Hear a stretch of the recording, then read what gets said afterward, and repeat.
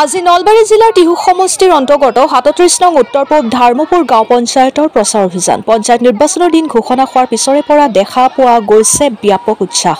অহা ৭ মে'ত নলবাৰী দ্বিতীয় পৰ্যায়ত অনুষ্ঠিত হ'ব পঞ্চায়ত নিৰ্বাচনৰ ভোট গ্ৰহণ প্ৰচাৰত ব্যস্ত হৈ পৰিছে প্ৰাৰ্থী আৰু কৰ্মীসকল হয় ৰাজ্যত বলিছে পঞ্চায়ত নিৰ্বাচনৰ গৰম বতাহ সমাগত পঞ্চায়ত নিৰ্বাচন আজি হে মৰ্মে নলবাৰী জিলাৰ টিহু সমষ্টিৰ অন্তৰ্গত ৩৭ নং উত্তৰ পূব ধাৰ্মপুৰ গাঁও পঞ্চায়তৰ প্ৰচাৰ অভিযান চলায়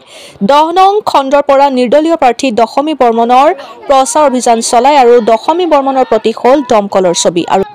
আৰু ৰাইজে কোৱা অনুসৰি দশমী বৰ্মনক দমকলৰ ছবিত বৃহৎ ভোটত জয়যুক্ত কৰিব বুলি ৰাইজে দাবী কৰে ব্যুৰো ৰিপৰ্ট নিউজ 24 অসম হাই বহাই লাগাল পাওঁ দেখা পাওঁ সেইকাৰণে আমি দশমী বৰ্মনক উঠাইছোঁ এতিয়া আমাৰ মহিলাখিনিক বহুত সহযোগিতা কৰি আছে থকাৰ কাৰণে আমি তেওঁক আগবাঢ়াই দিছোঁ কিন্তু ভাল গোটেইখিনি ভালেই এতিয়া বৰ্তমান জিন্দাবাদ জিন্দাবাদ জিন্দাবাদ